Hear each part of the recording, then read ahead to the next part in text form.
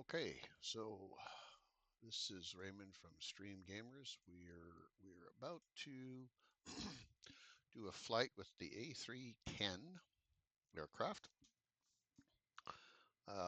Yeah, the gate isn't really so hot here at Houston, but that's where it's put us. Anyways, we have spawned in cold and dark, and our taxi or our jetway has not. Anyways, don't matter.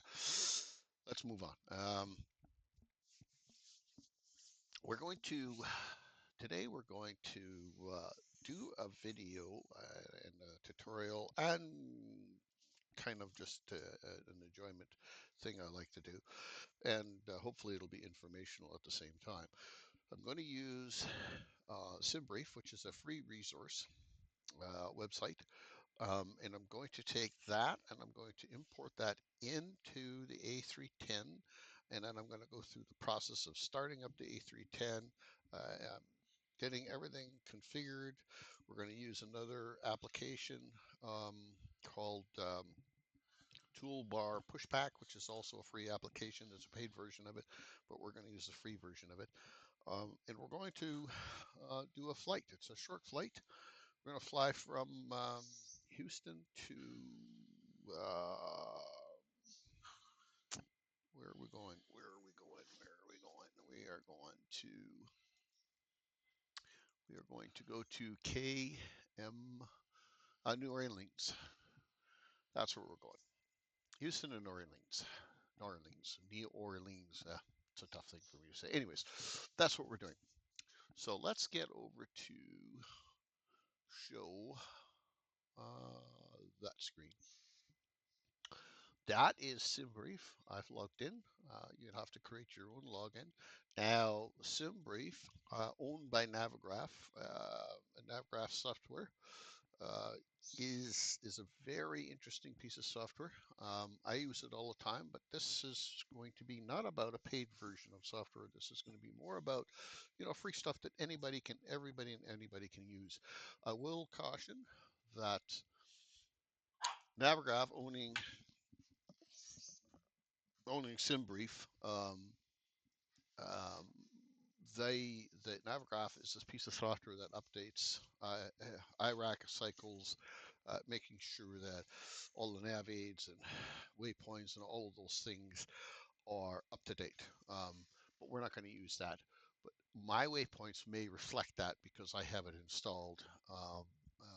So if you try to replicate this, you may not be able to replicate it 100%. And if you can't, that's the reason for it. Anyways, so we log in, we click on dispatch. Once we're at dispatch, you can see these are a number of the most recent flights that I've done, but we're going to do a new flight. We're going to be flying a American Air livery. Our flight number is going to be this. You don't have to put those two features, first two pieces in. I always do. KHOU, KMSY.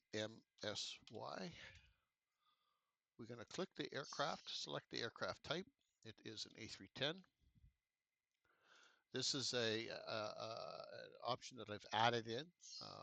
You don't have to do it, but I have, because the A310 we're using is the init builds A310, not just the default. I don't know that it really makes that much of a difference. Anyways, so now here is where we're at, bit of an impasse. We don't know things like weather and that kind of stuff, and Navigraph charts gives us weather information. There are other options that can give us weather information as well. However, what we're going to do is KHOU. We are going to switch ourselves over to this screen, and this is a LittleNavMap. And we double click on that, and we come down here, and it's saying winds prefer. The preferred runways are 04, 13 left, 13 right. And when we look at the wind here, I can see why. So they're suggesting 4 is the preferred. So that's the runway we'll take. now switch back over to here. Here's your departing runway. It's selected this, but we're going to go 4. And we're going to say, do you want to select a new runway for? Yes, we do. Done. Then we're going to go back over to here. Shut that off. Hang on. Shut that off. I've got 4 monitors, and so I've got various different things on various different monitors. Those 2 on 2 different monitors, and I'm switching it to and from. Okay. KMSY, and we're going to double click on that. And for those people who are saying, why don't you build it on here? I'm going to show how to import from SimBrief over to LittleNavMap. Okay, so scroll down. Winds, preferred runways are 11 and 20. So 11 here and 20 here. You can see the wind is best suited for 11. New pilots will maybe not know this, but some of us simmers, we know this, and pilots, we know this, that we should always take off and land into the wind where possible. So that's why it's picked these 2 runways, because this is slightly giving us the angle coming. I don't even know if that's actually even legit. Yeah, I'm not sure why it would pick this one as the active runway when 11 should be the active runway. Anyways, back over to here. So we're going to select 2. No, we're not going to select that. We're going to select 11 and say yes. Okay. So this is the route here that it's chosen for us. We can see down here in the map. Maybe a little hard for you to see it, but you can see down in the map here, this is the route that we're going to take to go there. This is what we're going to input or export, no, sorry, to import into LittleNavMap. Anyways, so we will hit generate flight.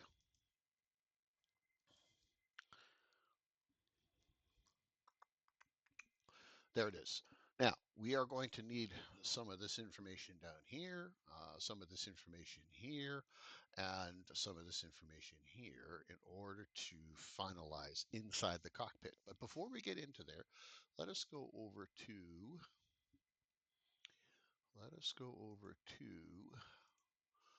LittleNavMap. So, as I said before, we're going to move that into here. Now, how do we do that? Well, you go here and you go to Open Flight Plan from SimBrief. Now, you do need to have your SimBrief ID. That doesn't need to be in there. And you need to make sure that it's there. Mine was blurred out, but you will put yours in there once you create that, okay? We then download and we then create the flight plan. And we say, no, we don't want to save the changes to that. And there you see a very similar looking flight plan to what we had on SimBrief, right? Now we're going to also take that from SimBrief and we're going to move that into the aircraft. I use this as a visual reference to follow the flight as I'm flying, because there, we scroll way in, is my aircraft. And so I've got a nice visual reference as to what we're doing. We're taking off here. This is going to be, you see this dotted line here, that's because it's going to be vectors. In other words, ATC is going to tell us to go from this point to this point, and tell us to turn that heading and then resume as filed flight plan, okay? So that's the way that works. Now, let's get back, let's get to the cockpit. Here we are. Here we are, cold and dark. Flight bag is turned on, ready for us. We will use that flight bag in this setup. I will caution you all to take a snapshot of this, or print screen of this so that as I'm going through, you'll see this information because I won't be toggling back and forth between one screen to the next. It gets a little cumbersome to do just that. So do a print screen of this if you like, or take an image of this if you like, or whatever the case might be, just so you have it as I begin to talk about it. I'm going to just refer to this document as I need the information. Okay, so let's put that away. Okay, so first things first, let's just go up here and let's get some power to the aircraft. And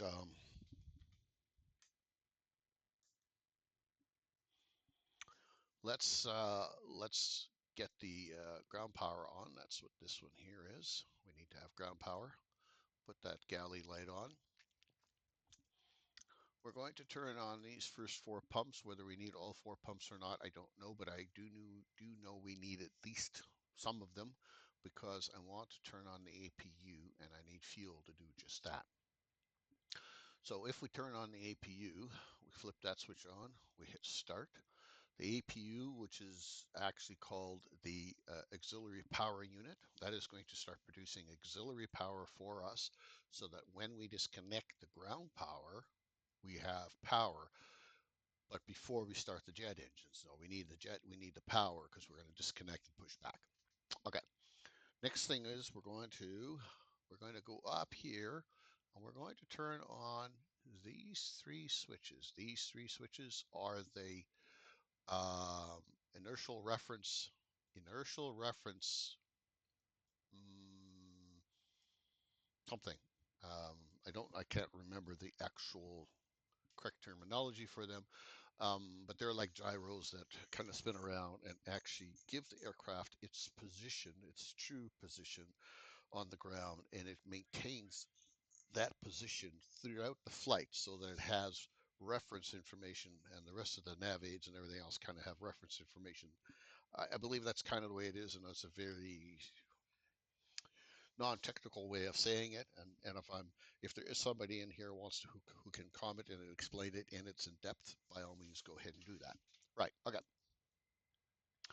Now we're going to come down here and we're going to go there and we're going to get you down to the FMC. So one of the things you're seeing right here is align the IRS, and that is those 3 switches that we flipped up there. We're going to get into that in a bit, but before we do, we're going to clear that. And then what we're going to do is we're going to go to menu. We're going to go to ACARS, and my SimBrief ID is there.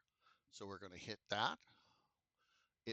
What it did is it pulled all the information from SimBrief, the website, and it put it into here. So we don't have to manually put this information in. And before it gave us a warning message to align the IRS, there it is. We'll align it. Let's just kind of talk about this just a little bit. Um, the from and to is obviously just that. We're going from here to we're going to there. This is the temperature at altitude, 36,000 feet. That's going to be the estimated temperature. We're going to climb to 35,000 feet. So FL350 is 35,000 feet. If we were going to talk in, let's say, 9,000, we would just write in 9,000. But when we're talking about tens of thousands, then we go FL 35,000. Cost index, on that thing that I encourage you to take a snapshot of, there is something called cruise profile or CI, and that is your cost index, and it said it wants to be 10. Our flight ID was AA1966. We hit next page. There is more information on that. That's the load sheet of that information, is where we're getting that from. FYI, the cost index or cruise profile was in the heading of flight plan summary, right beside initial altitude. Anyways, so here we are. We want the fuel block. So our fuel block, estimated fuel block, is 19,995. So it does this in thousands. So 19.9 is what we could put in there. But the reality is it's so close to that, I'm going to change that and I'm going to put it in as 20.0 and put that in there. ZFW, zero fuel weight. Zero fuel weight is the weight of the aircraft without fuel, but including passengers and cargo. The estimated zero fuel weight is 231,463 pounds. So 231.4. We'll put that in there. Our total takeoff weight is 250,000.5 pounds, which is pretty much on the money. This number, we go over here. This is our CG, okay? So now we're going to go over here. We're going to fill in some information over here. Flight bag, weights. I hope you can see that. I know that it's difficult to see, even for me sitting here looking at it, but we're going to do our level best to make sure that I'll explain as much about it as I can. When I look at our summary, our load sheet, it tells me we've got 238 passengers. I'll click on that, 238. Okay, confirm. When I look at our cargo, it tells me I've got 113, no, 13,117. Confirm that. When I look at our fuel, it tells me we've got 19,995. So we're going to put that in. So 19,995. Confirm. That is what we're going to be. When we click on this, we load it in, we saw that the center of gravity changed from here to there. But most importantly, it gave us this number, CG 20.2. Down here, 20.2. And that's what we want there. Okay. So that's been filled out. This is all good to go. Let us look at the flight plan, and let's just kind of go through the flight plan, and let's make sure that we put our SID, or our takeoff, our instrument departure, and let's look at our arrival / approach. So our takeoff, we're taking off from here. Go to SID. We are departing 11, I thought it was. No, 4. So we're taking off from 4. So we scroll and we look for runway 04. And we are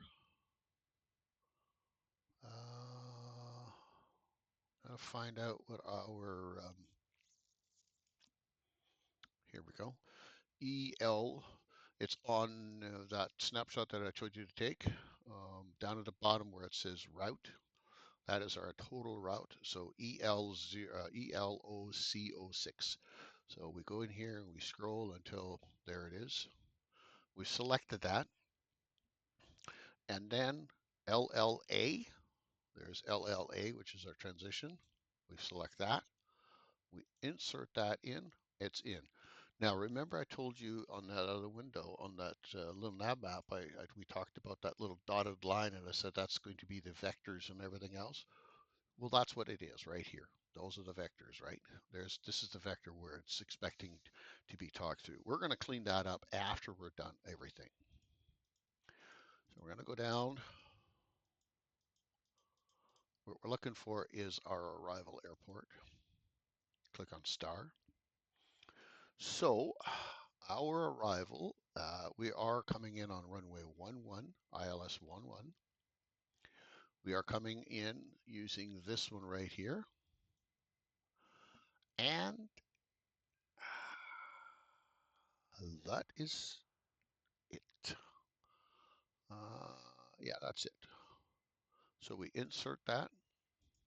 Now we're going to clean this up. How we do that is we click on clear, we click on vector, we click on clear, click on discontinuity, and let's just kind of page through and see that we don't have any more of that nonsense. We don't. Good. So we've got that done. Our flight plan is set. It's ready to go. Um, let's get the aircraft. Oh wait, before we do that, we want to pull up V speeds and all that. So let's do that. Let's go here. Now we know that in LittleNavMap we can look at what is the runway and the length and heading of the runway. Okay. And when you look at LittleNavMap, you just kind of scroll in on the runway. It'll give you the heading. It'll give you all of the relevant information. I can quickly, and I will actually, we'll just go over that quickly. So I know that this is the runway we want. However, if I go here and double click on here, down here, I can scroll down and I can see the longest runway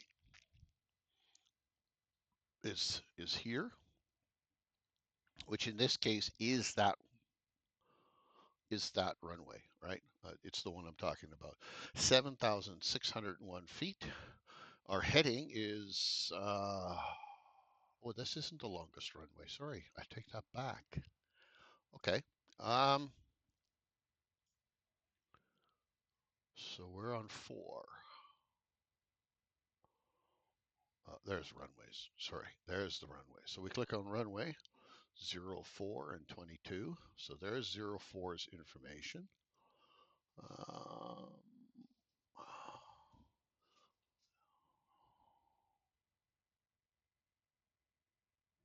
somewhere's on here, I would assume it has the runway length, but it doesn't look like it does. That's odd. Oh, yes, it does right here. 7,593. So now, when we go to here, we go click into here, 7,593. Enter. Our heading is I think 44, but 42. So 42. Enter. Winds. It's got us at this. Our temperature is that, and that's right. Our weight. Now, this weight is the total takeoff weight, which is in that thing that I told you to take a picture of. You should see something about estimated TOW, which is 250,578 pounds. So we go into here, 250,000 point, whoops, oh here, 0.5, enter. Flaps and slats are 15 and 15. Icing is off and air conditioning is on. Now, when we hit calculate, it produces our V speeds, V1, rotate, and V2. And it also gives us this flex temperature, which I'll explain here in a minute. Let's go down here, click on prog. No, click on this. Here's your V speeds. I've already forgotten. 135, 136. 135, 136. V2 is right here, 141. So now, to enable this, we have to go up. We got to turn these switches on. Yaw damper, pitch trim, and these two. Put them on. That enables the autopilot. We want 141. And what you should be doing, as I'm told, is you should be setting it 10 over the posted of that 141. So it should be 151. Now, I often just don't go through that process. What I often will do is I will set um, that V2 speed. I will set that V2 speed for 200 in that area. And I do that because I don't want to dial this up from here to go to 151, then to go to 200. So I'll typically set that to be 200. And 200-ish is probably maybe a more realistic setting. But let's get that set there.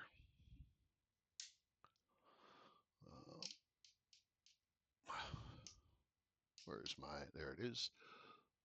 Okay. Almost 200. Come on. I'm just going to do that. That's close enough. Okay. Now, we wanted our cruise altitude is what? 35,000. So we're going to set that as well. Ooh, that went just real quick. Like there's 35,000. We know that our heading is 42. So I'm going to set my heading to 42. Now this setting of this heading to 42 is not something you have to do, I guess, but I do it so that when I take off and I find myself um, in a moment of something isn't working, I've forgotten to do something, I can immediately hit heading and it's going to fly that heading.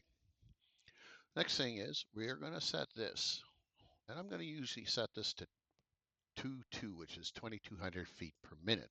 Now, I do this because when we take off and we engage autopilot, it does not put it to this FMC managed mode system right away. It only does that after a little while. And so if you don't, you immediately start nosediving down, which is something we don't want. Um, Maybe there's a different way of doing it, but this is how I found that it actually works for me. I'm going to enable nav. I'm going to enable profile. So the nav allows it to follow the magenta line or the flight path, and the profile allows it to increase altitude, lower altitude, and so forth according to what is prescribed in here. Okay.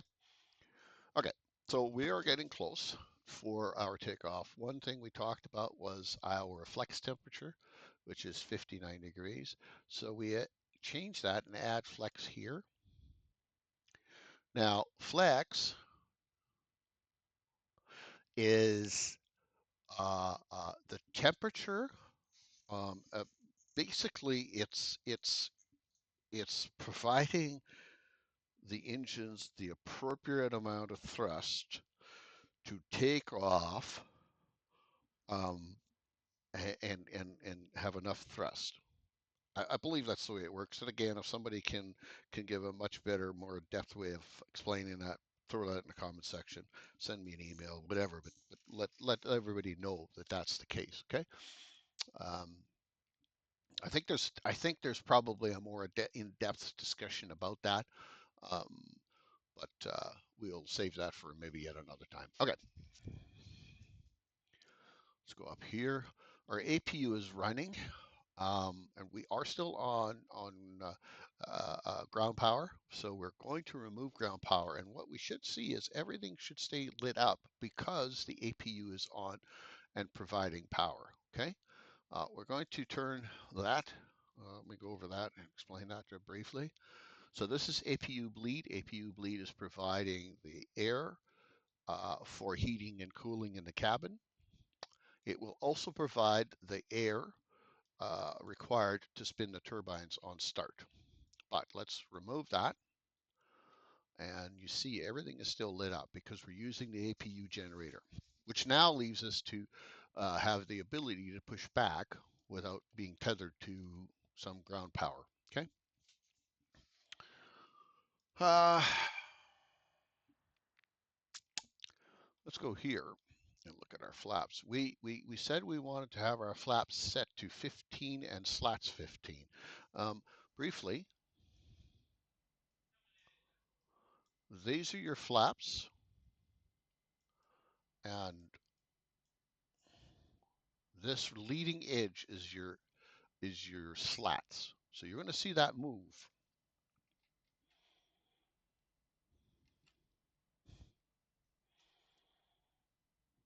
This here is kind of pivoting downward as the flaps are going down as well. So that's 15, 15. I have an autopilot panel that I do that with, but you would just grab this here and pull it to 15, and you would have 15 slats and you would have 15 flaps. But so that was the prescribed what we needed to have set for takeoff. We've got that. Our fuel block says we're supposed to have 19,000 pounds, basically 20,000 pounds of fuel. So let's put 20,000 pounds of fuel into the aircraft. Just make sure that it has 20,000. Uh, we do not have 20,000 pounds of fuel. We have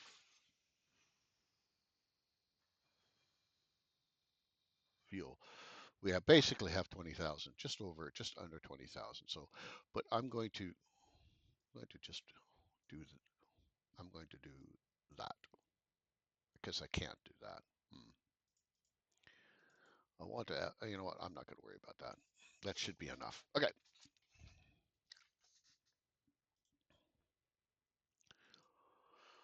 Um, let's talk about our pushback situation. So this is the pushback app that I was telling you about. This is a free version. There is a paid version of it, but this is the free version of it.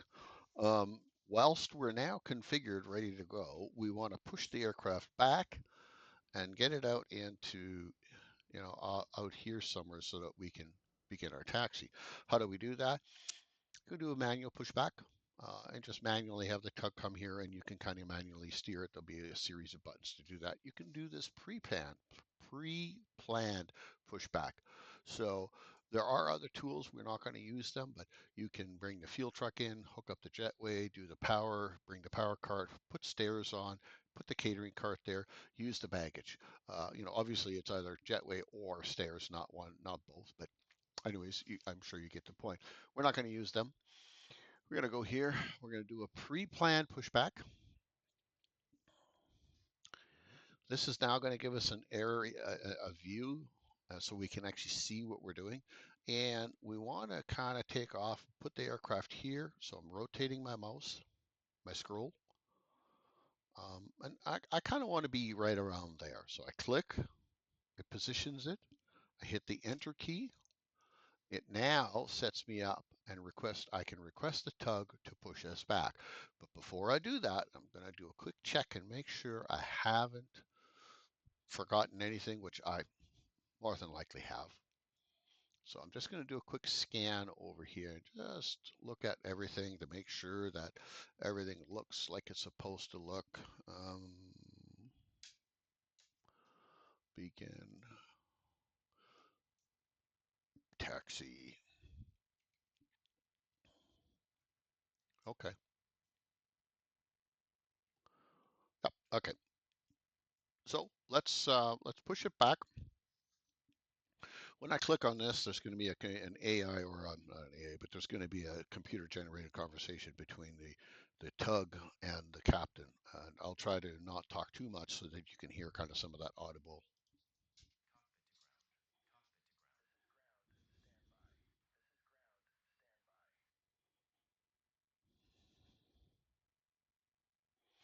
You can see the blinking lights of the tug in front.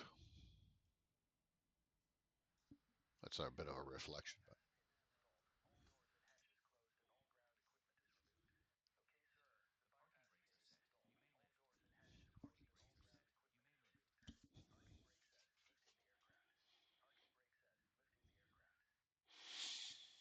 the tug basically comes in and picks up the aircraft.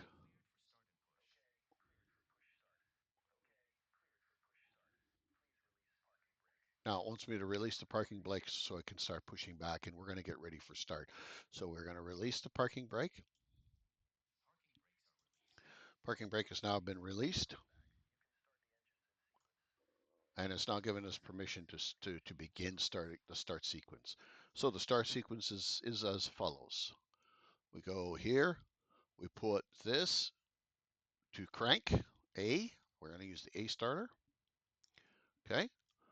Because we put bleed on, when we click on this, we always start right engine first. Right engine is beginning to spin. Right. And the N2 temperature is coming up at 19. We put fuel, and we will watch that. We will see that the rest of the start procedure of the engine will come to life, and everything will start up the way it's supposed to. We know that the start process is over when this goes back to arm. We also know that it's pushing us where we told it to, and hopefully it doesn't crash into that back there. I think it'll stop before that.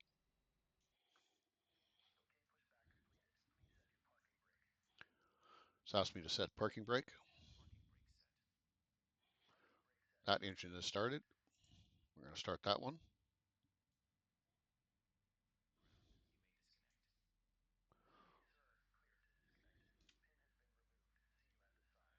Almost 19.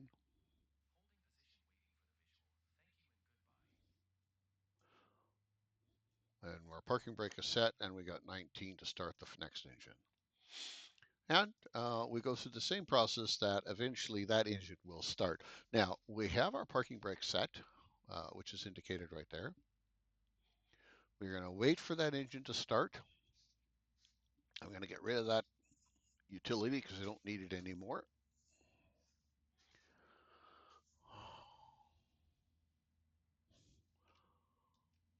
So both engines have started. Now I'm going to be turning this to continuous relight, because what happens is if the engine powers or flames out, this will attempt to restart the engine. I'm also going to, you see that now my engine generators are accessible. I'm going to put my rest of my fuel tanks on. I should have done that ahead of time. I knew I was forgetting something. But I'm going to shut the APU off. I don't need the APU bleed on anymore because I have engine bleed. I'm going to turn on window heaters and pitot heat on. And you see the pressure is there, so it's got pressure. Now that pressure is coming from the engines themselves. Okay, this is going to wind itself down, and it's going to eventually power off. Put our landing lights on, and we'll put our nav on, and our wing on, and our taxi is on, and we are basically set. Now I'm going to switch over to this. I want to talk briefly. We know this is where we want to be. We also know this is where we are. How do we get there? Well, we're going to taxi probably like this.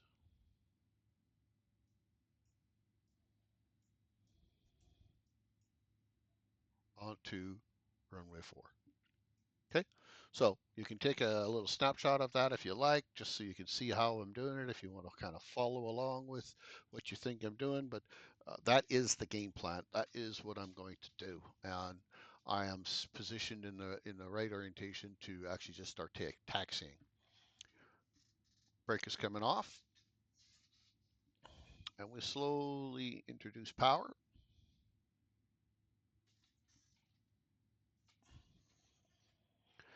And we start to roll.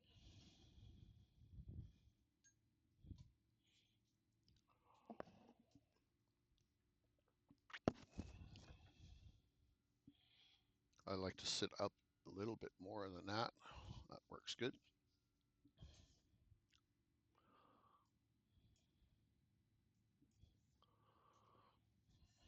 So I'll just follow the taxi lines as I see them.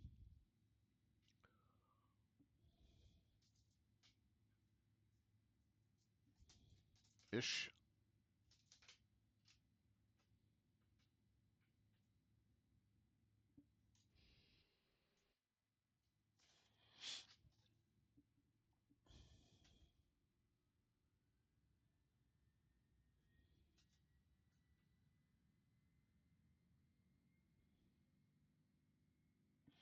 So that southwest is, we're going to cut across here a bit because that southwest is holding for me.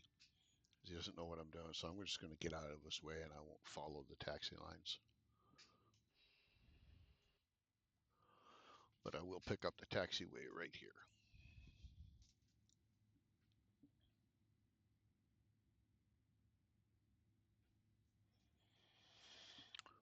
Our first threshold that we'll hold short of.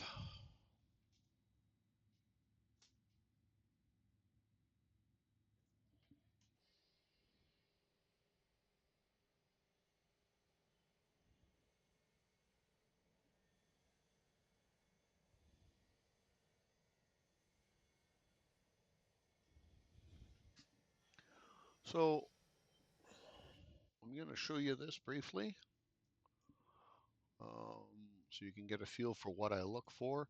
I can see that aircraft just took off. When I look across here, I don't see any other aircrafts incoming or outgoing. So it looks like I'm free to taxi around where I want to go. You don't necessarily need to use this to do that with. You should really just be able to do that in the aircraft itself. But I just wanted to show you that that is a possibility. And again, we're going to kind of come across here, we're going to come across this threshold or across that threshold and work our way down. And I could see there are no incoming aircrafts other than this one departing. See that? He's lining up for departure. So I think I should probably hold and wait for that. I should see him down there. He should be rolling. He is rolling.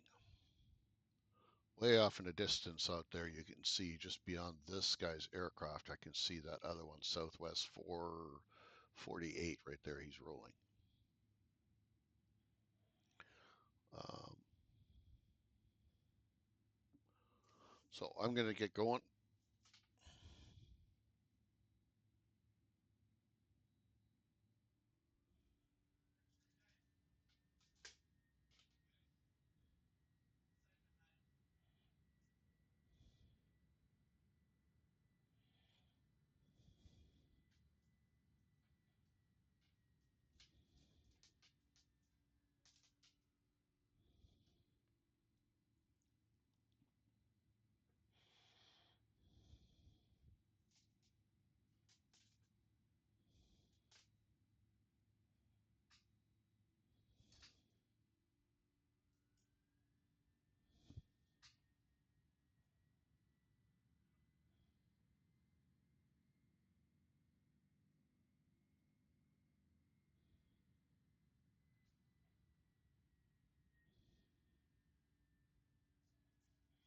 I'm having a hard time getting this thing to turn. I don't know what's going on, but that wheel is not turning. I wonder if I did something and how's that got that wheel locked.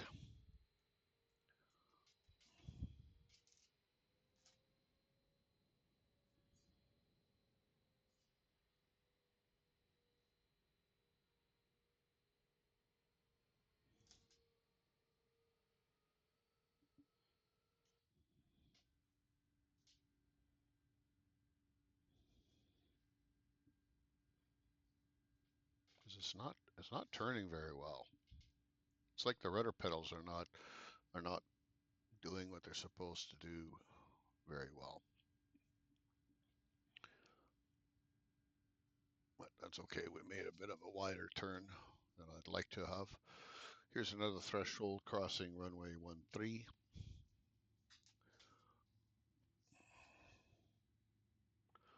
And we're going to begin our taxiway all the way down here.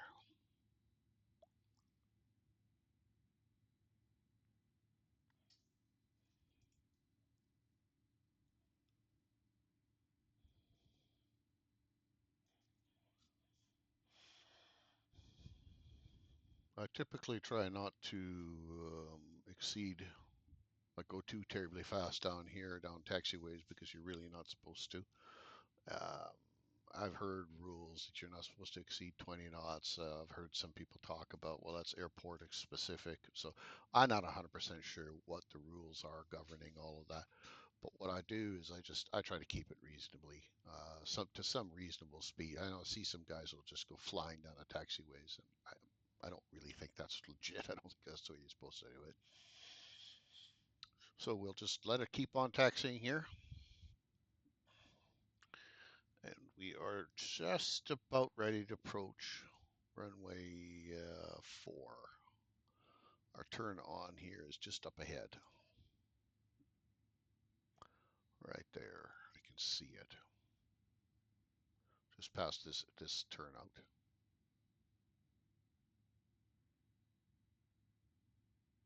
Right here. Now this may be more difficult than it should, because for some reason or other I cannot turn the aircraft. I'm going to quickly look here and put the brake on.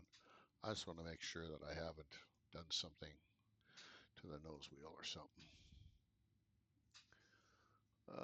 Link instrument nose wheel steering is off. We want that on. So I had a feeling that's what I did. Take brake off. It'll steer better. So basically what was happening is the nose wheel itself wasn't steering, and it was only steering via the rudder. So now you can see it's way more responsive. Ideally, I should have stopped and looked to see am I ready to gain the runway, but I did anyway, so here we are. It's too late. Let's get that throttle up just a little bit. We'll get those engines stabilized. And let's give her some gas. See, I should have that guy taken off. I should have waited for him. And here we go.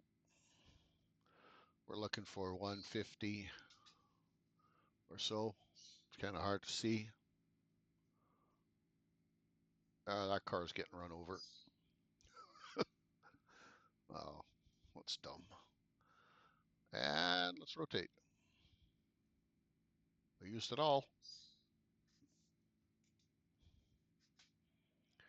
We used it all.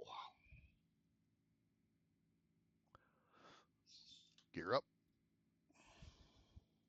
So now if I hit the autopilot, it should start turning me, and it should try to fly and maintain 2,200 feet. It's trying. Here it comes. Get some of the flaps up.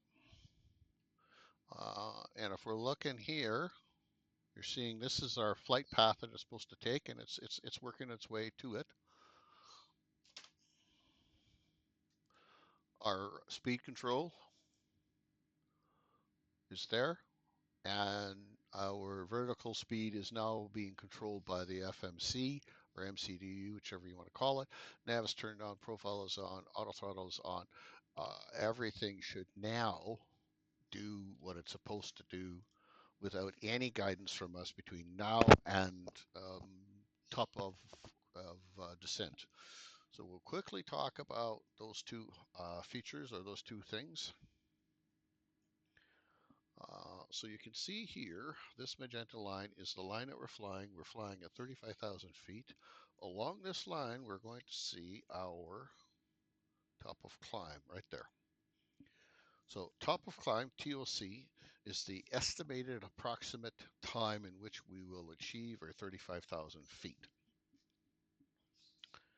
Top of descent, TOD, is the position where we need to start making our descent down toward the airport. We will be approximately 111 nautical miles to the airport, and we need approximately 111 nautical miles to be able to get to here and land.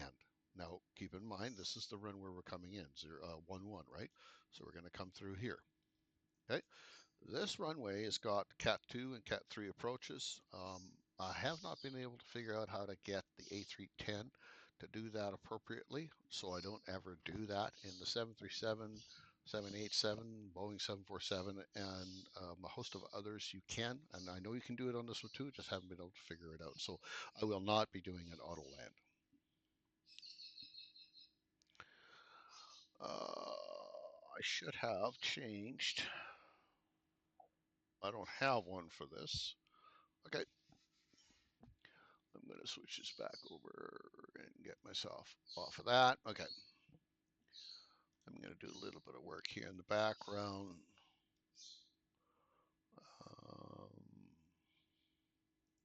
No. Yeah.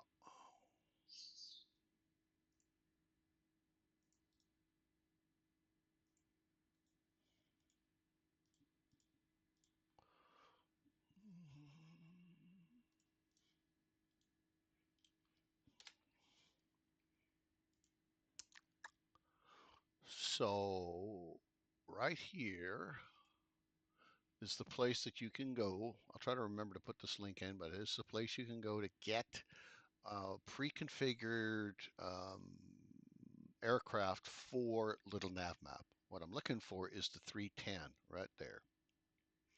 That's the one I want. So I'm going to download that one.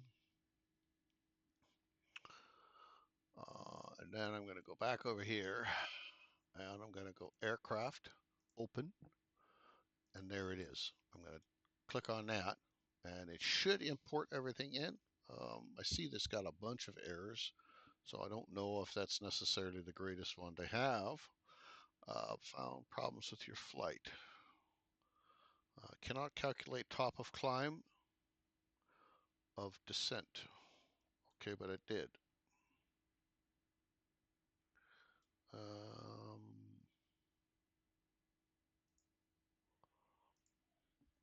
Let's see if there's a different A310 in here.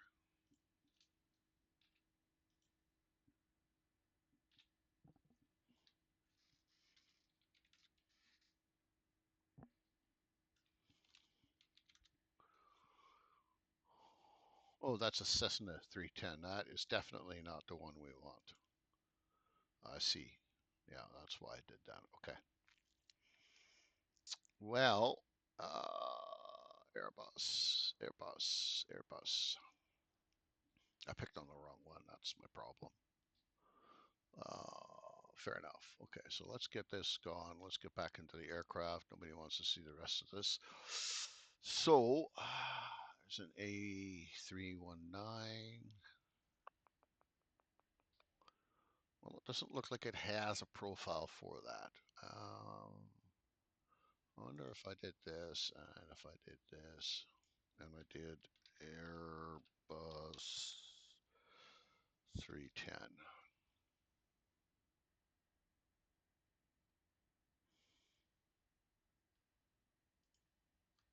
I could create one, I guess, but I'm not going to. Okay, I'm not going to worry about that so much. I'm going to do this, and I'm going to go back into here, and I'll just pick whatever I had there before. I think I had the max. It's close enough. So, here we are, just blasting along. We're presumably everything is set and doing what it's supposed to do.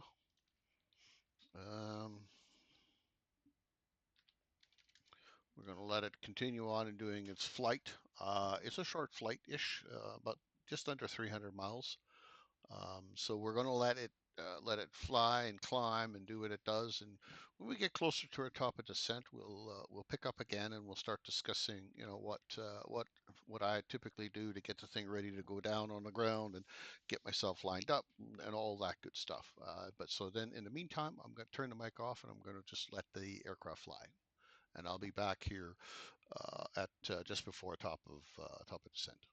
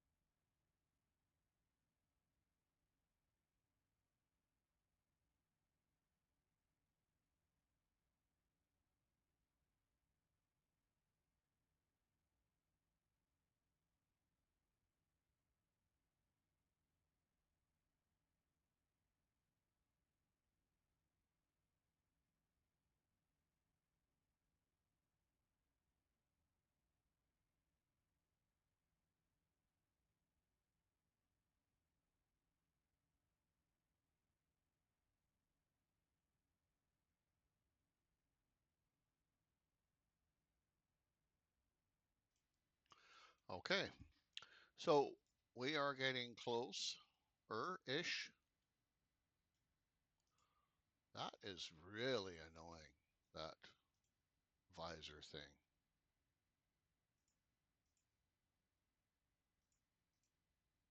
Anyways, so we're getting close to our top of descent as indicated by this little down arrow. So the aircraft has got some issues with its automatic descending. So we're going to. I watched a video here a while ago about this how you adjust for descent. So we're going to do it as they prescribed. We changed and we get our descent set.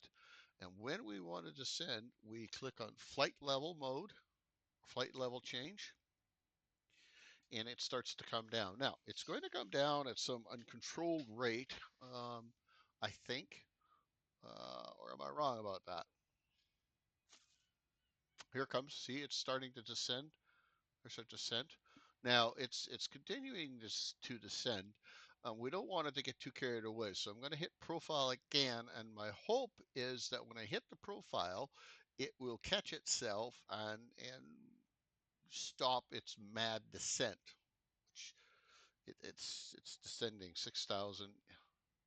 Here it goes. Here it comes back.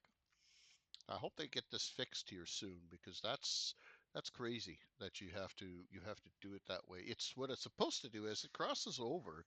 You're supposed to click this button. I believe you're supposed to click this button, and it will instigate an actual descent instead of this flight level change, and then have the thing pitch and nose way down. Anyways, so here we go. We're on our way down. We're going to discuss this a little bit. This diamond is indicating we are on the right trajectory profile to achieve our prescribed altitude where we want to be in terms of what our altitude wants to be. So when we look here, we can see top of descent, we are headed toward AWDAD or ADAD. I'm going to go back up and look at right there's a dad right there. One more up. So there's a dad. We want to be flight level 111. What that means is we want to be flight level 11,100. That's what that indicates. Flight level 070 is flight level 7,000 and so forth. And there's 4,000, 2,000. I think 2,000 is our final. Our airport's altitude is sea level, basically 4 feet. Um, so what we're going to do is we're going to change this to 2,000.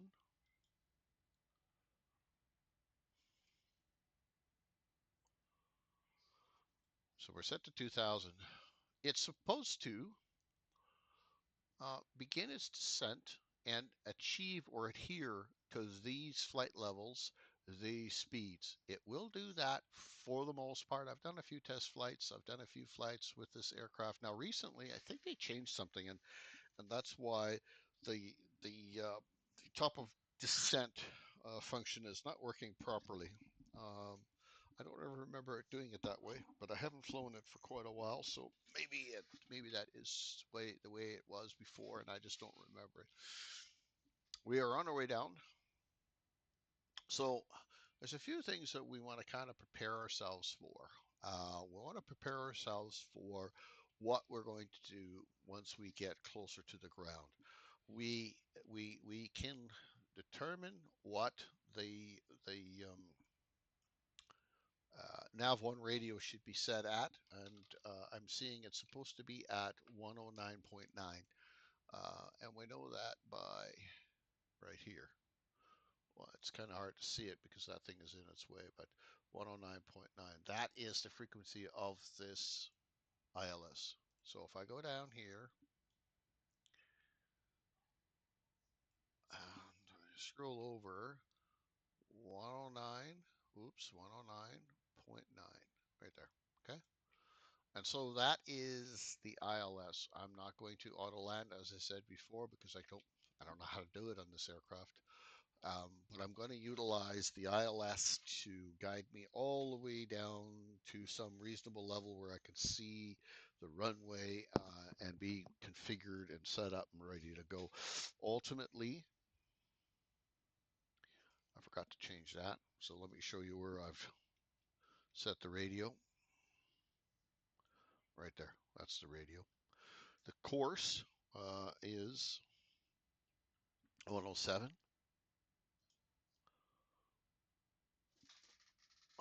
Whoops, wrong dial.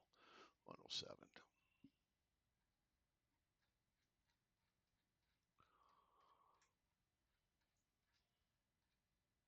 There's 107.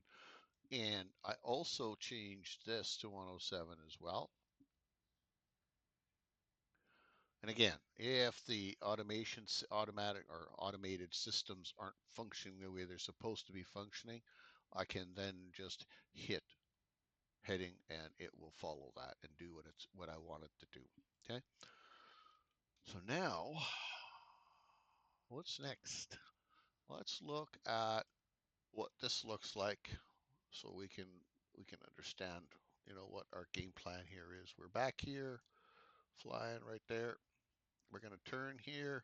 Here we want to be 250 knots, and so the FMC should start slowing us down to 250 knots, and it will hold 250 and bring us in. Now, according that's what's said here. When I look at here,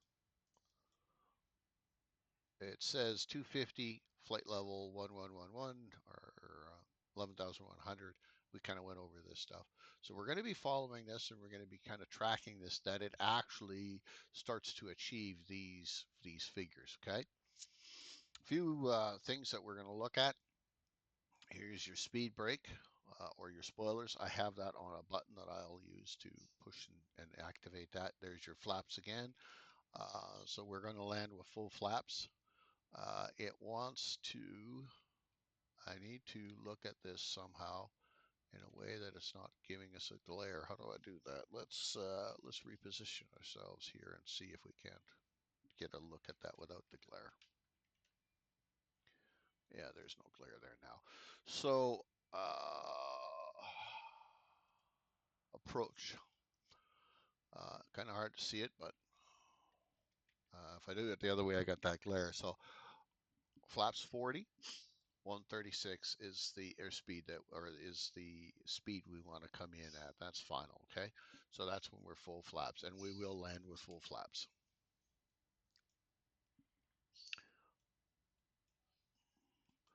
We could, is it in here? Just bear with me. One of these allows us to kind of look at, there's the checklists. So you can go through these and go through the checklists for startup, for landing, climbing, blah, blah, blah. All of that stuff you can see here is landing, right? Make sure your gear is down. Make sure the auto brake is set. I'm going to go over that right away. Anti-skid is checked. Slats and flaps and spoilers are armed, okay? And how you arm spoilers is we go here, pull them up, okay? Where we deal with auto brake is right. I'll get to it right there. So our runway that we're landing on is a 10,000-foot runway, so it's a good runway, a good length of runway. We're going to use auto brake here, and we're going to use the medium setting for auto brake. Um, and we just continue on our way down. What else do we want to do? That's our landing checklist. So our approach checklist. So again, you can go before start, after start, before takeoff, um, after takeoff and climb, approach, landing, after landing, parking, and securing the aircraft. So these are all things that you can actually do. So for those that are kind of new to this, and I probably should have gone over this at the beginning so that you could look at this stuff, but this stuff is important for those new pilots who maybe don't fully understand how all of this stuff works. All right. Okay. So we're just going to keep on keeping on. things are going to start to get a little more busier just as we start getting a little closer. Uh, right here. So the feathers for those newish sim pilots, the feathers have about a 10-mile length. It's the average. It's about 10 miles in length. So we know this is 10 miles here. That's maybe 20 miles, and the list goes on. Why? It's so it says it's 19.5 miles to that point right there, right? So summers in this area here is where things are going to start getting a little busier, and we're going to try to make sure that we're achieving our desired altitude per our descent rate and all of that stuff. We're going to try to make sure that our speed is right. We're not going to over panic. Um, I do this quite often. I start to get summers and I think to myself, man, my speed is too high. My speed is too high. It's not going to pull the speed back. What you have to understand is when you're in your descent, it's kind of hard to start pulling the speed back. So what it'll do is it will start to pull the nose up a little bit and reduce the descent. And now you say to yourself, oh, my profile is wrong. It's doing that so that it can start decelling itself or decelerating itself down to the prescribed speed. At some point, this manage mode is going to kick off and we're going to actually be able to control the speed ourselves. If it doesn't, we're going to remove profile so we can control the speed ourselves. Remember, 136 is where we want to be for landing, but it doesn't have to be exactly 136. So if it's 142, that's perfectly fine too. When we disengage the autopilot, which we will, I'm going to come over here and press this button, which is going to stop the incessant beeping, because beeping is a thing.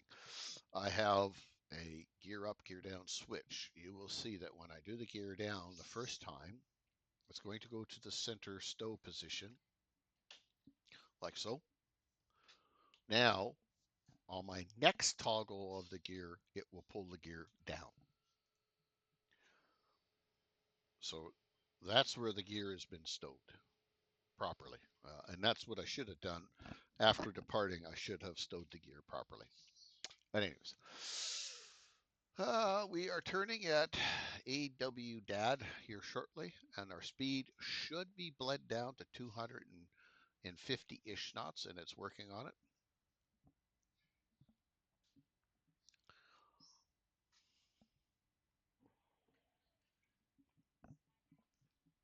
Now, again, for new pilots, new simmers that you're flying these aircraft, there's some rules that we should follow, and those rules are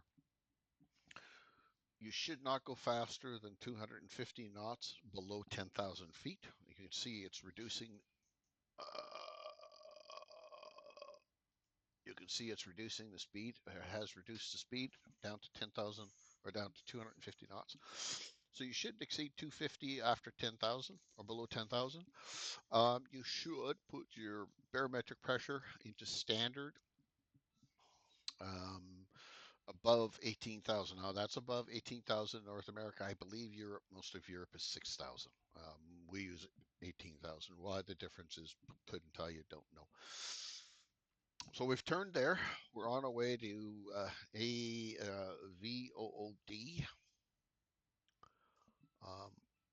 And we should be there shortly, momentarily.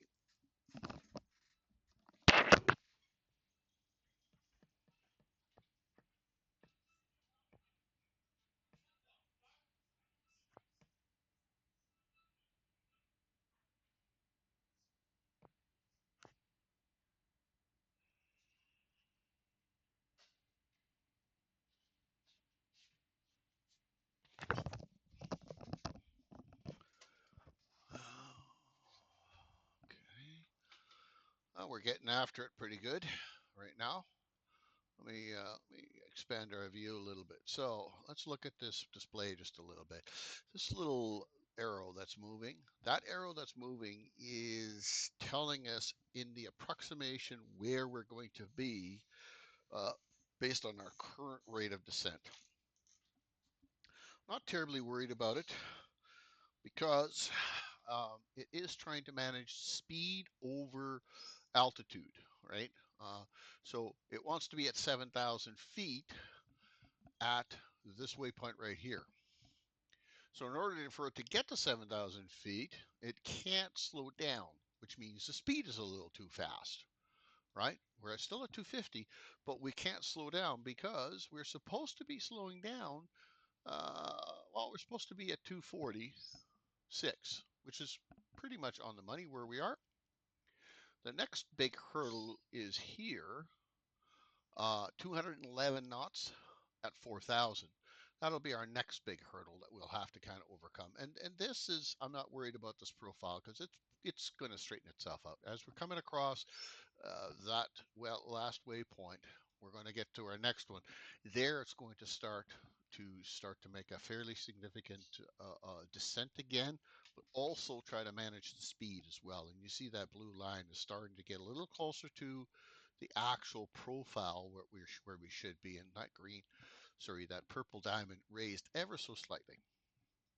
And again, I'm not overly worried about this stuff because I often over panic and realize that the aircraft's FMC and all of its functions, it kind of knows what it's doing. It's hard to not do something about it sooner because as I look out the windscreen, light flickering is the airport, and it is the runway. But we're going to let it. We're going to let it do what it does. We're going to let it do what it does. Keep in mind, we're still 20 miles away, and there is an aircraft in front of us, right there, landing. Here we are. There's the aircraft in front of us, trying to land. I don't see him out there, but he is there. It's weird that I don't see him, though. Spirit Wing A320. I don't know, but he is there somewhere.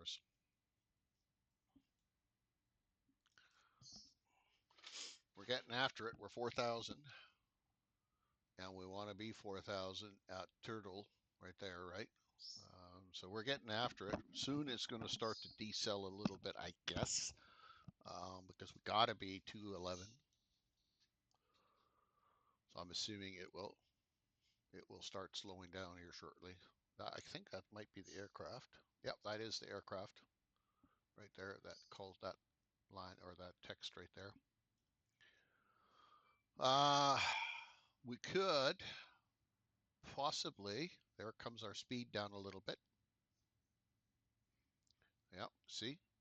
I was about to overreact, but you see that speed is coming down and it's going to achieve that 211.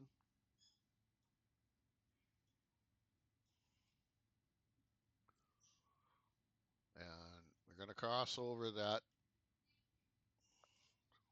turtle here right away, and we'll begin our descent down to 2,000 here shortly.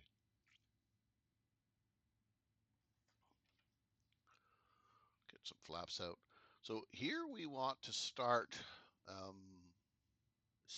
getting ourselves configured because we're probably a little late in the game, but I think we'll be okay. I'm going to drop the gear.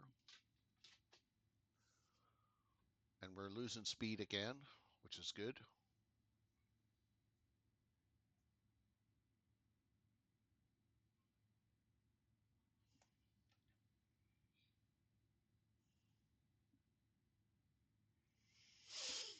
And this is kind of where things get busy. Normally you'd have a co-pilot helping you with this stuff, but I don't, and that's okay. Our speed is continuing to drop. Remember, we want to be around 135, 140, on the approach. Let's get the speed, the auto brake engaged. You see it engaged right there. You see our speed is coming down to that 140 we talked about. Our flaps are now full. Flaps are full. That is armed and it's throttling up just ever so slightly. We're going to do this. It's aborting the landing because it sees somebody there. It's aborting the landing because there's traffic in the way. I'm guessing, but we're not going to allow that. We're going to manually take over. We're going to remove the auto throttle off, And we're going to control throttle ourselves as best as we can. And we are configured. And I should have, and likely normally would have, taken over before that. I don't see where the traffic is and what is the cause of the problem, but there is traffic in the way, and that's why when the TCAS, and I should have turned TCAS off, but when TCAS sees imminent danger, um, it does just what it did. It will abort.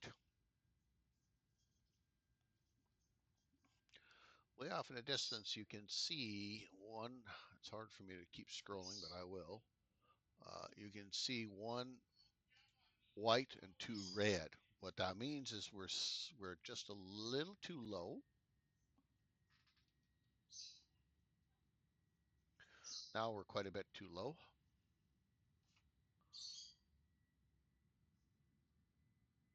We'll bring it around. Now, when you're too low in this case, it's easy for you to kind of nose the aircraft up and try to climb. The reality is you should accelerate. Use the power of the engines to accelerate and get you to the profile that you actually want to be in. Now, having said all of that, we're at 150 knots, and we really want to land at 140-ish. But that's okay. I will increase the speed. There it starts coming around. We're one white. There we go. We're two white, and we're still descending. We'll ease off on the throttle just a bit. That's 400. 300. We'll begin flare here right away. I'm going to begin flare a little bit.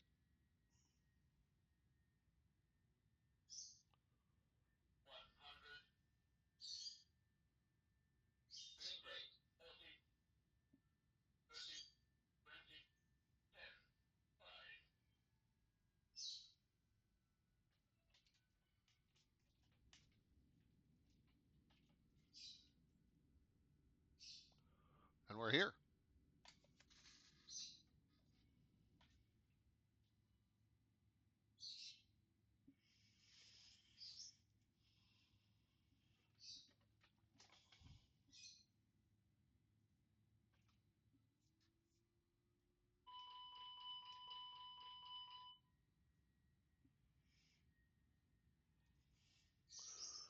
So we'll flop it up a little bit.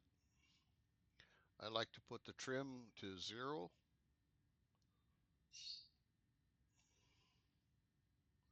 We shouldn't have come to a complete stop, but we did.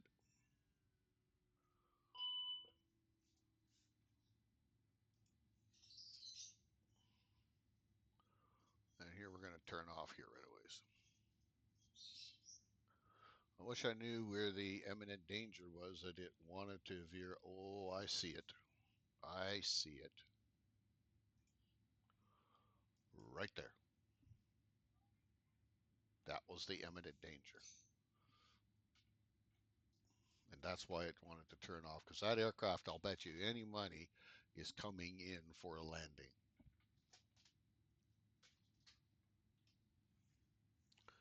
Maybe not. Anyways, let's get back here. Okay, let's go find a gate. Let's turn on the APU. Let's get it started.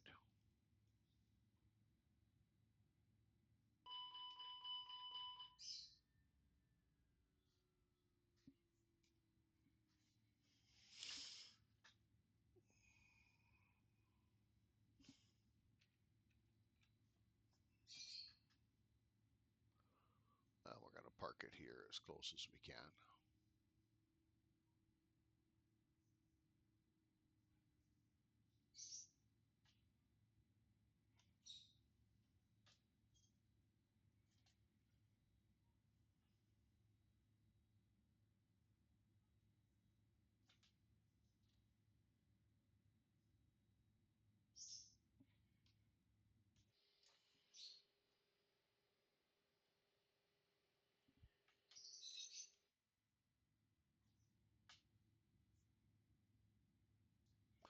Normally you'd have a marshal here kind of marshaling you in and telling you your directions and whatnot, but we don't have that luxury.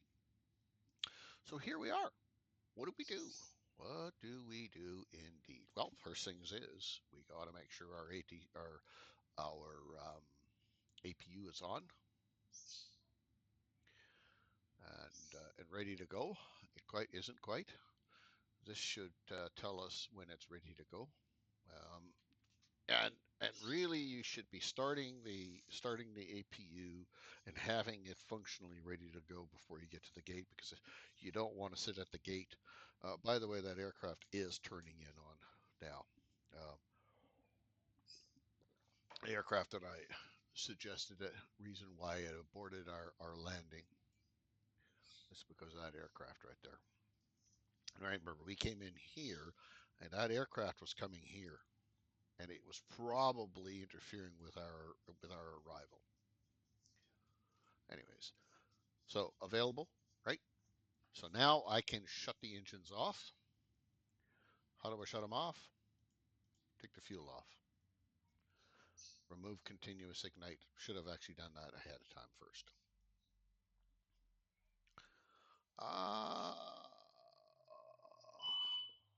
Okay. We should be on APU. We are. We are here running on APU. Now, the bottom line is if you stay on APU like we are, and you go to here, I've been having some problems with this, but we're going to try it again. Let's connect the jetway. See, doesn't connect. Isn't that nice? Why? I'd like to be able to tell you I know why, but it doesn't.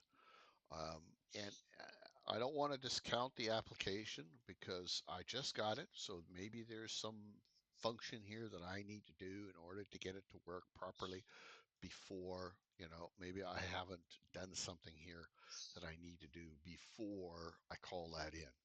So let's not discount the application, but this is what I've had. This has been the experience that I've had. It doesn't seem to function the way I expect it to. So we're gonna just get rid of that.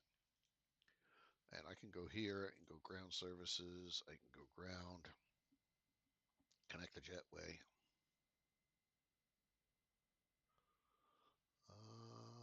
We can't connect the jetway to the aircraft. Please retry later. Oh, so what is the issue with not connecting the jetway? So maybe that is not a problem or a product of this. Maybe it's a product of what I've done. I don't know what that would be, but anyways, um, brakes. The temp is high on the brakes. I used a lot of brakes, I guess. Yeah, I don't know. Whoops, I don't know what I should do in order for it to work. Is there something that I should turn off that needs to be turned on? Is there something that's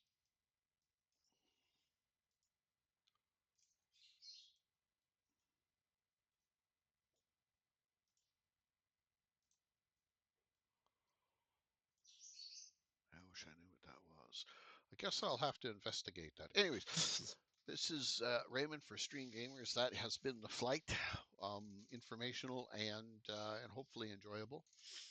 We will endeavor to do yet another one, and if there's anything you want on a specific flight with a specific aircraft that I don't have them all, but I have a fair amount. By all means, give us a like, um, give us a comment, and tell me what it is that you would like to have on our next one, and I'm happy to do that. In the meantime, uh, I will say adieu, and we will attempt to do another one later. Again, Raymond from Stream Gamers. Appreciate your time and watching the video, and you have yourselves a wonderful day. Bye.